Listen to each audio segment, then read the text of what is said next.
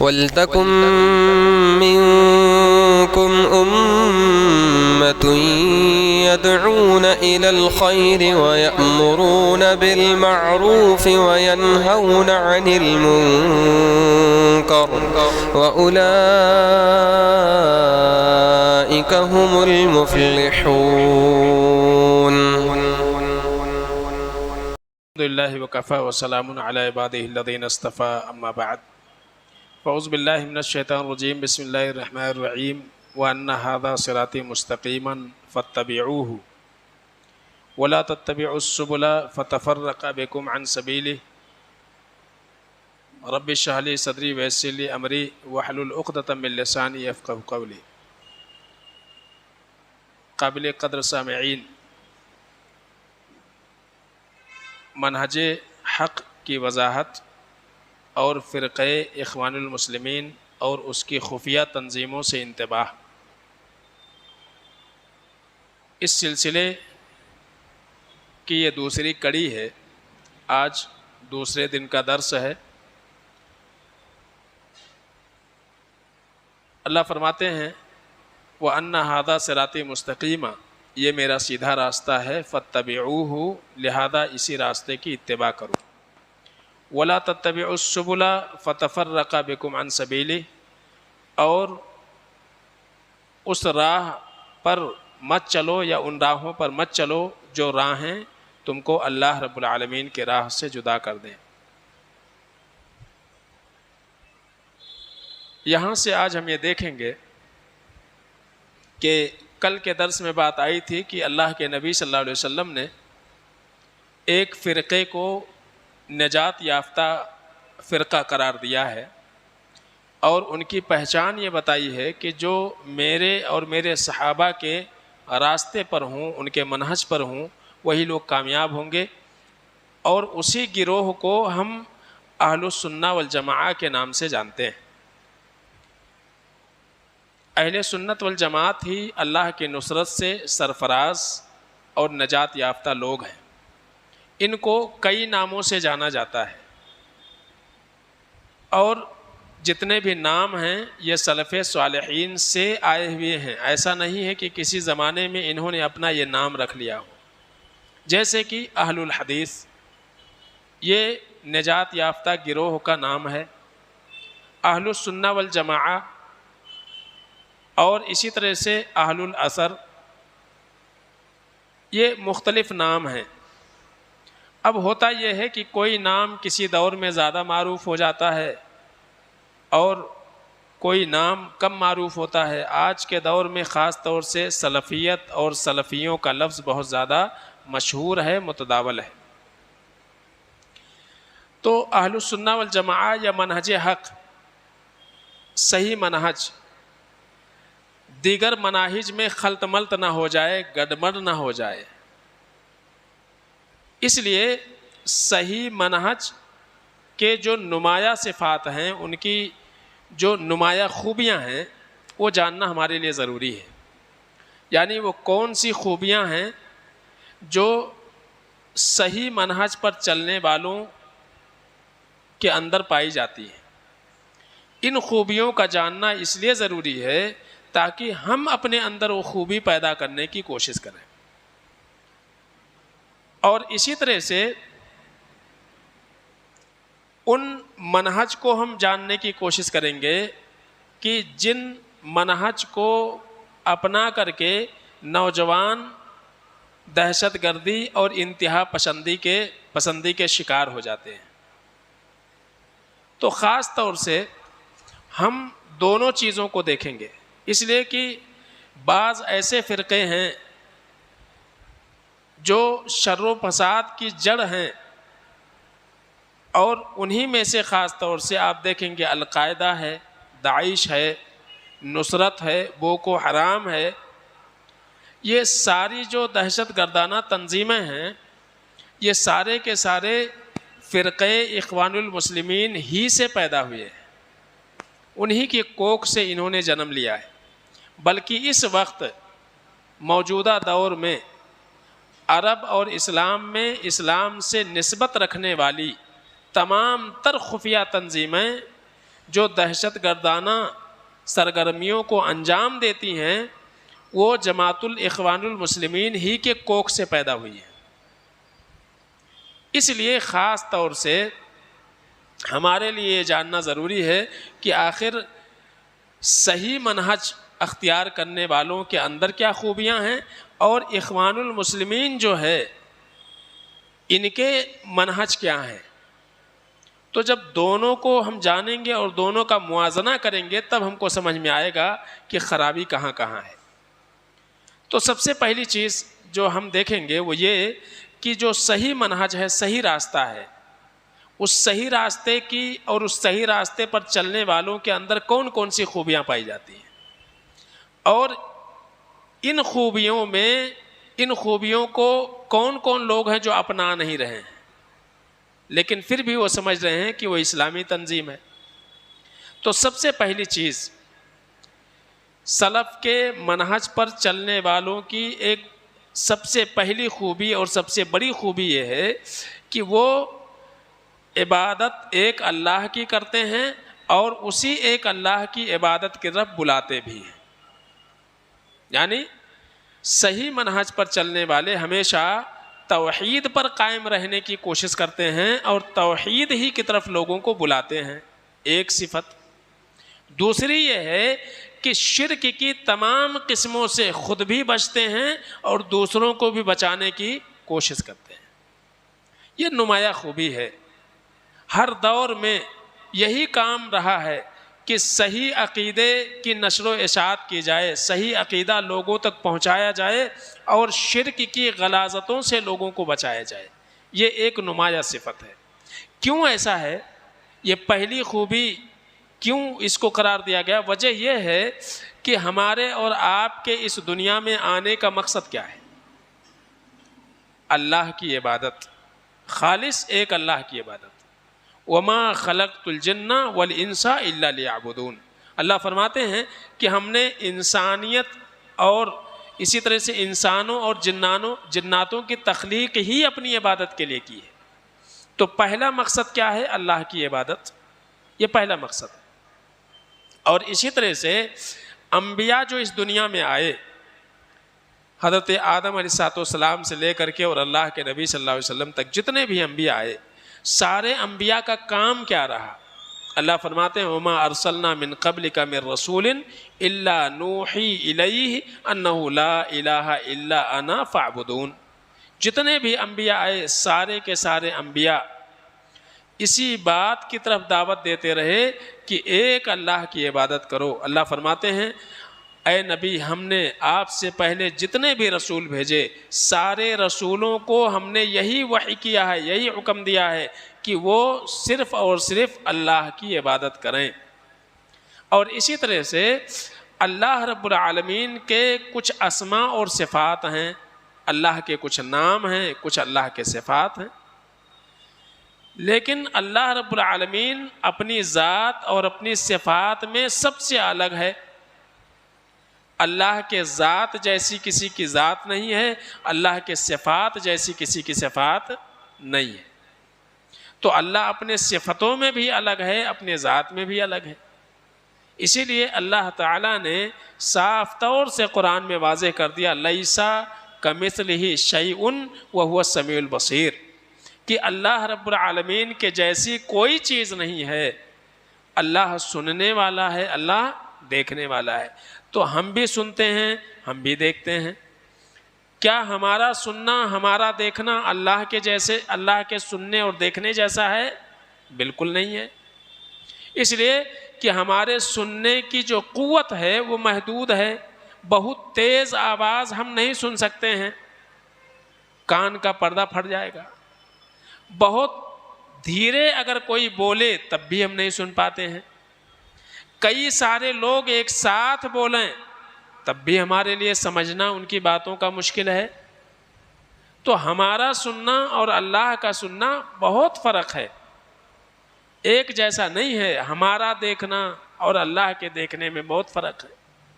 ہم کو دیکھنے کے لیے اللہ تعالیٰ نے آنکھیں دی ہیں، لیکن آنکھوں میں روشنی چاہیے دیکھنے کے لیے، اور پھر اس روشنی کے علاوہ ایک خارجی روشنی بھی چاہیے.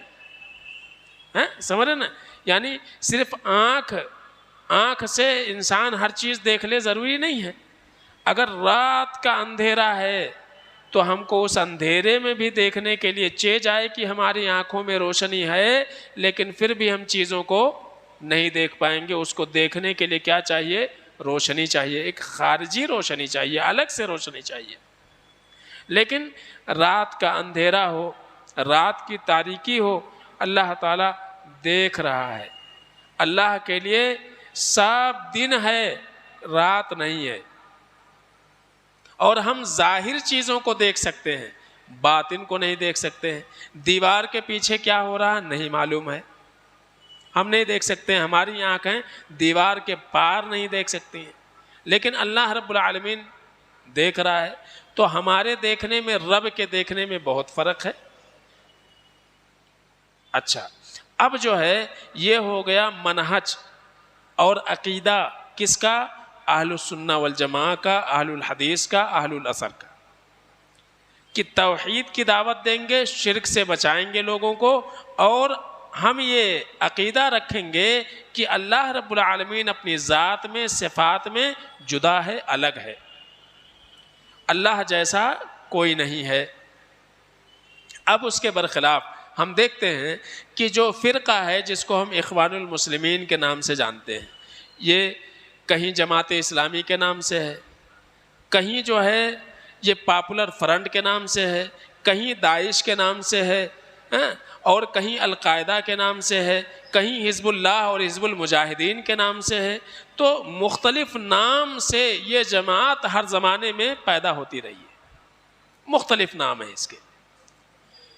اب ان کو ہم دیکھتے ہیں تو یہ لوگ جو ہے دین کی اس بنیاد پر ان کی کوئی محنت نہیں ہے. عقیدے کے باب میں یہ لوگ کوئی محنت نہیں کرتے ہیں، اور ان کے نزدیک اس کی کوئی اہمیت نہیں ہے، کوئی فکر نہیں ہے. بس ان کا مقصد کیا ہے کہ سارے لوگ ان کے جھنڈے کے نیچے آ جائیں، چاہے وہ کوئی سا بھی عقیدہ رکھتے ہو، ان کا عقیدہ کچھ بھی ہو. اس لیے عام طور سے یہ لوگ کہتے ہیں کہ توحید اور عقیدے کی بات نہ کی جائے. اس سے کیا ہوتا ہے؟ اس سے لوگ دور ہو جاتے ہیں. تو ان کو اپنی مشن کے لیے ہر کوئی چلتا ہے. ان کے اسٹیج پر آپ کو رافضی بھی ملیں گے، بریلوی بھی ملیں گے، ہر فرقے کے لوگ آپ کو ملیں گے. ان کو عقیدے سے کوئی لینا دینا نہیں ہے. کسی کا عقیدہ صحابہ کرام کو برا بھلا کہنا ہے، کسی کا عقیدہ اللہ رب العالمین کی ذات اور صفات میں شریک ٹھہرانا ہے. ان کو اس سے کوئی مطلب نہیں ہے. مطلب یہ ہے ہمارے جھنڈے تلے لوگ آ جائیں، ہمارا جو مشن ہے وہ مشن آگے بڑھے، چاہے عقیدے کے اعتبار سے لوگ کیسے بھی ہوں. لہذا یہ لوگ عقیدے کے اوپر کوئی محنت نہیں کرتے ہیں. یہ سب سے بڑی کمی ہے. حالانکہ ابھی یہ ہم نے جانا کہ اس دنیا میں آنے کا مقصد کیا ہے؟ اللہ کی عبادت، توحید. سب سے بنیادی عقیدہ کیا ہے؟ وہ توحید. اس لیے کہ انسان کے اعمال کی قبولیت کا دار و مدار عقیدے پر ہے. عقیدہ اچھا ہے، اعمال میں کمی اور کوتاہی ہے تو اللہ رب العالمین کے یہاں نجات کی امید ہے. لیکن عقیدہ خراب ہے، اعمال بہت اچھے ہیں، نجات کی کوئی امید نہیں ہے. تو جو سب سے زیادہ اہم ہے، اللہ کے رسول صلی اللہ علیہ وسلم مسلسل 13 سال مکی زندگی میں آپ دیکھیں گے کہ وہاں اسلامی احکامات بہت زیادہ نازل نہیں ہوئے. وہاں جو کچھ اللہ کے رسول صلی اللہ علیہ وسلم نے محنت کیا وہ عقیدے کے اوپر محنت کیا کہ لوگوں کو سب سے پہلے ان کے عقیدے کو درست کیا جائے. عقیدہ صحیح ہو گیا، اعمال میں کوتاہی ہے، اللہ سے معافی کی امید ہے.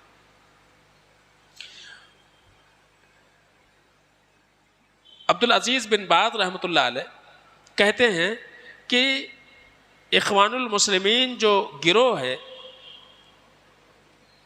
ان کی توحید کے باب میں کہ توحید کو واضح کریں، لوگوں کے عقیدے کو درست کریں، اس میدان میں جو ہے ان کی کوئی سرگرمی نہیں ہے۔ اب آپ دیکھیں، چاہے وہ تبلیغی جماعت ہو یا دیوبندی جو ہے مسلک کے لوگ ہوں، آپ ان کے ہاں دیکھیں گے ایک چیز پر محنت ہے، لوگوں کو مسجد سے جوڑ دیا جائے۔ عقیدہ کیا ہے؟ عقیدے کے اوپر محنت نہیں ہے۔ صحیح عقیدہ کیا ہے؟ نہیں، اس کے اوپر محنت ہے۔ جو کچھ عقیدہ ہے اس عقیدے کے اندر صوفیت پائی جاتی ہے، وحدت الوجود وحدت الشہود والا عقیدہ ان کے یہاں پایا جاتا ہے، اور جتنے بھی ہیں اس طرح کے، وہ خاص طور سے فقہی مسائل میں امام ابو حنیفہ رحمۃ اللہ علیہ کو مانتے ہیں، لیکن جب بات عقیدے کی آتی ہے تو عقیدہ کس سے لیتے ہیں؟ ابو الحسن اشعری سے۔ تو یا تو عقیدہ ان کا اشعریت والا عقیدہ ہے، اور یا تو عقیدہ ماتریدیت والا ہے۔ تو وہ عقیدہ کیوں نہیں اختیار کرتے جو محمد رسول اللہ صلی اللہ علیہ وسلم اور صحابہ کا عقیدہ تھا؟ تو عقیدے کے اوپر کوئی محنت نہیں ہے۔ آپ دیکھیں گے کہ اخوان المسلمین کا ایک بہت بڑا لیڈر عمر تلمسانی، اس نے جو ہے خاص طور سے اس کا یہ کہنا ہے، وَمَا أَرْسَلْنَا مِن رَّسُولٍ إِلَّا لِيُطَاعَ بِإِذْنِ اللَّهِ وَلَوْ أَنَّهُمْ إِذ ظَّلَمُوا أَنفُسَهُمْ جَاءُوكَ فَاسْتَغْفَرُوا اللَّهَ وَاسْتَغْفَرَ لَهُمُ الرَّسُولُ لَوَجَدُوا اللَّهَ تَوَّابًا رَّحِيمًا۔ اللہ فرماتے ہیں کہ ہم نے ہر رسول کو صرف اس لیے بھیجا ہے کہ اللہ تعالیٰ کے حکم سے اس رسول کی کیا کی جائے؟ اتباع کی جائے۔ اور اگر یہ لوگ جب انہوں نے اپنے جانوں پر ظلم کیا تو ایسا کیوں نہیں ہے کہ اے نبی یہ آپ کے پاس آ جاتے اور اللہ تعالیٰ سے استغفار کرتے، اور اے نبی آپ بھی ان کے لیے استغفار کرتے، تو یقیناً یہ لوگ اللہ تعالیٰ کو معاف کرنے والا اور مہربان پاتے۔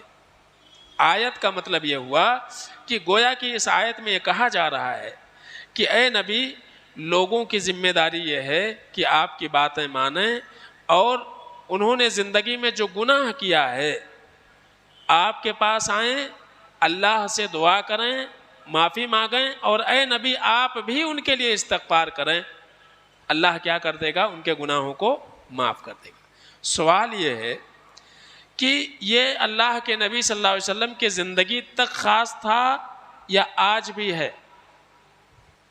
اللہ سے تو گناہوں کی بخشش آج بھی مانگی جائے گی، اس دور میں بھی اللہ ہی معاف کرنے والا ہے گناہوں کا، لیکن نبی سے استغفار کا جو مسئلہ ہے کہ جاؤوک فاستغفروا اللہ واستغفر لہم، اے نبی آپ کے پاس لوگ آئیں اور آپ سے استغفار کریں، یہ ظاہر سی بات ہے یہ اللہ کے نبی صلی اللہ علیہ وسلم کے زندگی کے ساتھ خاص تھا، جب آپ زندہ تھے تب کی تعلیم ہے۔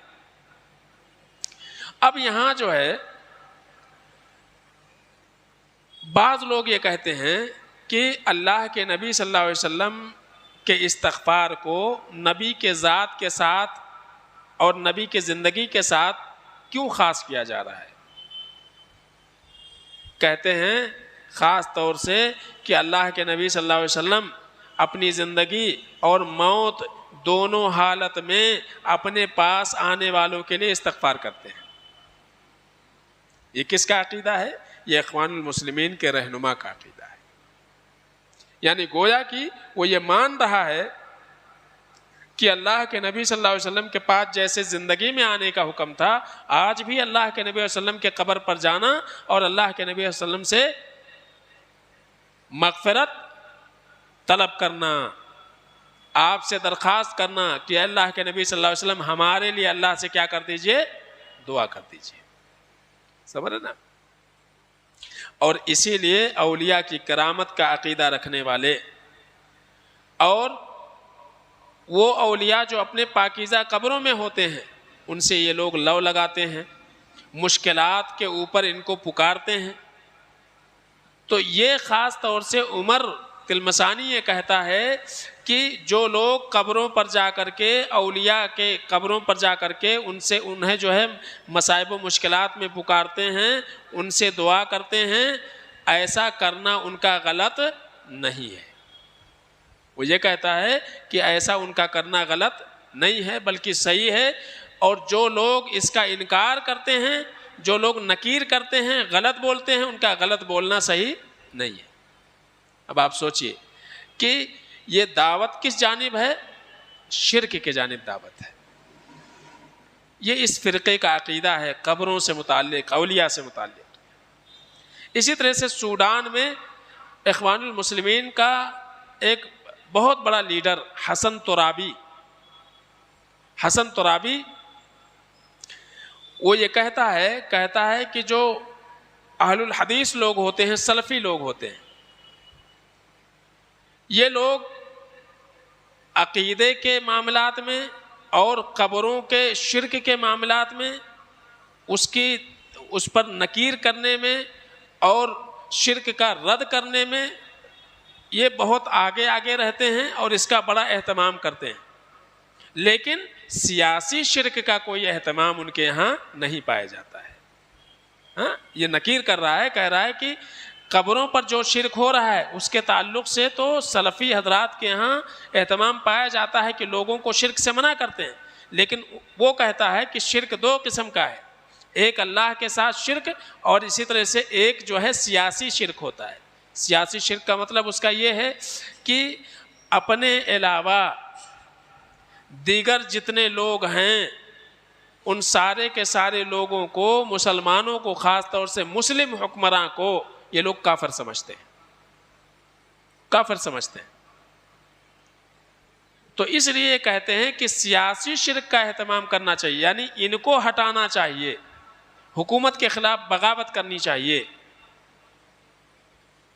تو کہتا ہے کہ ہماری ذمہ داری، یعنی ہمارے اس اخوان المسلمین فرقے کی ذمہ داری یہ ہے کہ لوگوں کو قبر پرستوں کو قبروں کا طواف کرتے ہوئے چھوڑ دیں، اور ہماری کوشش یہ ہو کہ ہم سیاست کا سہارا لے کر کے پارلیمنٹ تک پہنچنے کی کوشش کریں، یعنی حکومت قائم کریں۔ لوگ شرک کر رہے ہیں، لوگ بدعات کے اندر مبتلا ہیں، اس کے پیچھے پڑنے کی ضرورت نہیں ہے، یہ اس کا بیان ہے۔ اسی طرح سے یہ جو فرقہ ہے ان کا ابھی ذکر ہوا کہ اہل السنہ والجماعہ کا بنیادی عقیدہ خاص طور سے اسماء اور صفات کے بارے میں یہ ہے کہ اللہ تعالیٰ اپنے نام اور اپنے صفات میں جدا ہے، لیکن یہ اخوان المسلمین جو ہیں ان لوگوں کا عقیدہ اس باب میں کیا ہے؟ یہ لوگ اشاعرہ اور مفوضہ کے مذہب کی پیروی کرتے ہیں۔ اشعری مذہب کیا ہے اسماء و صفات کے بارے میں؟ وہ یہ ہے کہ یہ لوگ اللہ رب العالمین کے صفات کو نہیں مانتے ہیں، اللہ کے صفات کو، اللہ کو ہاتھ ہے، اللہ بولتا ہے، اللہ سنتا ہے، نہیں مانتے ہیں۔ کیوں نہیں مانتے ہیں؟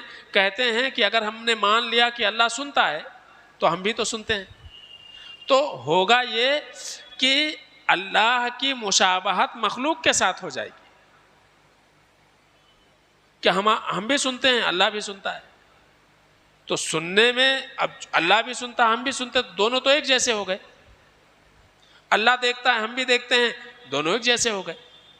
لہذا صفات اگر ہم مانتے ہیں تو اللہ کے ساتھ تشبیہ لازم آتی ہے، اس لیے صفات کا انکار کر دیتے ہیں لوگ۔ اور کیا عقیدہ ہے؟ جن صفات کا وہ انکار نہیں کر سکتے اس کا معنی ہی بدل دیتے ہیں۔ مثلا قرآن میں کہا گیا الرحمن علی العرش استوی، کہ اللہ رب العالمین عرش کے اوپر مستوی ہے۔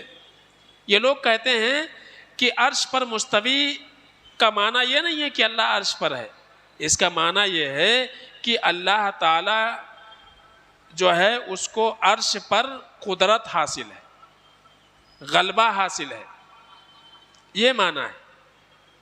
جہاں کہیں بھی قرآن میں ہے جیسے کہ ان اللہ مع الصابرین، اللہ تعالیٰ صبر کرنے والوں کے ساتھ ہے، یا احادیث میں جہاں کہیں ذکر کیا گیا کہ اللہ رب العالمین کا ہاتھ ہے، تو کہتے ہیں کہ یہاں ہاتھ سے مراد ہاتھ نہیں ہے، بلکہ ہاتھ سے مراد اللہ کی قدرت ہے، اللہ کی قدرت ہے۔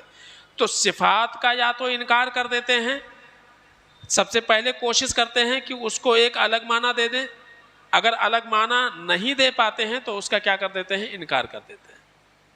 تو یہ اشعریوں کا مذہب ہے، مفوضہ کا مذہب ہے، اور یہی عقیدہ اخوان المسلمین والے بھی رکھتے ہیں اللہ کے صفات کے بارے میں۔ اسی طرح سے ان کے یہاں جو ہے تصوف کا بھی پہلو ہے، صوفیت بھی ان کے اندر پائی جاتی ہے۔ صوفیت کیا ہے؟ سلسلہ حصافیہ شاذلیہ، ان کا جو اخوان المسلمین کا ایک بانی جو ہے وہ حسن البنا ہے، نام سنے ہوں گے، حسن البنا بہت معروف ہے جماعت اسلامی کے نزدیک۔ حسن البنا، حسن البنا جو ہے یہ شاذلیہ طبقے سے تعلق رکھتا تھا۔ خاص طور سے حسن البنا کی جو پرورش ہوئی ہے یہ صوفیت اور بدعات کی گود میں اس کی پرورش ہوئی ہے، اور تصوف سے اس کا بڑا گہرا تعلق رہا ہے۔ تو شاذلی جو فرقہ ہے، شاذلی یہ صوفیت کا ایک سلسلہ ہے، جیسے کہ نقش بندیت ہے، چشتیت ہے، ایسے جو ہے شاذلی ایک فرقہ ہے۔ یہ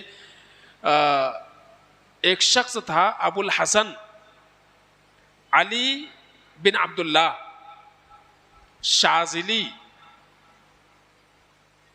تو یہ جو ہے شاذل کا رہنے والا تھا، شاذلہ کا رہنے والا تھا، اور اسی جانب جو ہے منسوب ہو گیا شاذلی۔ یہ جو فرقہ ہے یہ تیونس میں، ترکیہ میں اور الجزائر میں خاص طور سے، اور مصر میں یہ فرقہ شاذلی فرقہ یہ پایا جاتا ہے۔ تو حسن البنا جو تھا یہ شاذلی فرقے سے تعلق رکھتا تھا، نہ تو اس نے اپنی زندگی میں ان بدعات سے توبہ کیا،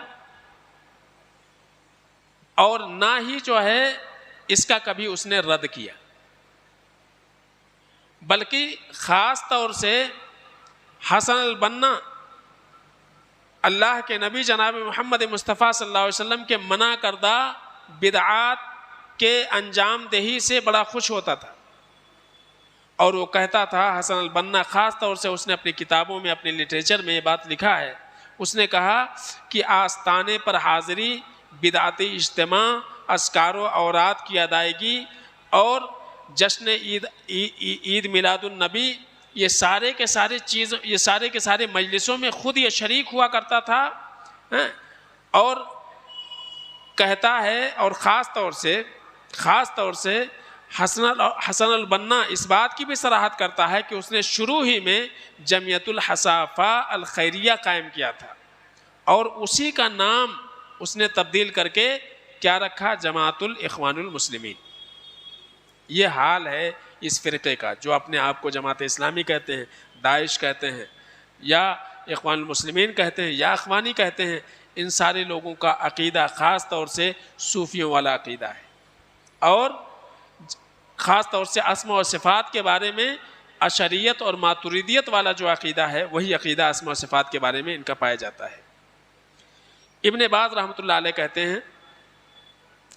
ہیں کہ توحید کی دعوت میں شرک پر نکیر کرنے میں ان کی کوئی سرگرمی نہیں ہوتی ہے، اور کہتے ہیں کہ اللہ رب العالمین کی توحید کی طرف انہیں دعوت دینا چاہیے، قبر پرستی، مردوں سے تعلق، اہل قبور، مثلا حسن یا حسین یا بدوی، اور اس طرح کے کلمات جو ہے ان کے یہاں پائے جاتے ہیں۔ تو اگر واقعی یہ لوگ یہ سمجھتے ہیں کہ یہ کوئی دینی کام کر رہے ہیں اور دینی تحریک ہے، تو ان کو دین میں جو سب سے اہم مسئلہ ہے توحید اور عقیدے کا، اس کی نشر و اشاعت کرنا چاہیے، شرک سے لوگوں کو روکنا چاہیے۔ لیکن اس باب میں اخوان المسلمین کا، جماعت اسلامی کا، داعش کا، ان سب کا جو ایک مسئلہ ہے سب سے بڑا، وہ یہ ہے کہ عقیدے کے اوپر ان کی کوئی محنت نہیں ہے، اور خود ان کے جو اپنے اکابر ہیں، بڑے ہیں، کوئی تو صوفیت سے تعلق رکھتے ہیں، کوئی جو ہے اشعری اور ماتریدی والا عقیدہ رکھتے ہیں، تو عقیدے کے باب میں خاص طور سے ان کے یہاں بڑا بگاڑ پایا جاتا ہے۔ تو یہ چیزیں خاص طور سے بیان کرنے کا بنیادی مقصد یہ ہے کہ ہم ان لوگوں کے بہکامے میں نہ آئیں۔ یہ ہمیشہ قوم اور ملت کے بھلائی کی بات کرتے ہیں، لیکن اصل بھلائی جو امت کی ہونی چاہیے عقیدے کے باب میں ان کے یہاں بالکل نہیں پایا جاتا ہے۔ اللہ سے دعا ہے کہ العالمین ہم سب کو سمجھنے عمل کرنے کی توفیق عطا فرمائے، آمین یا رب العالمین۔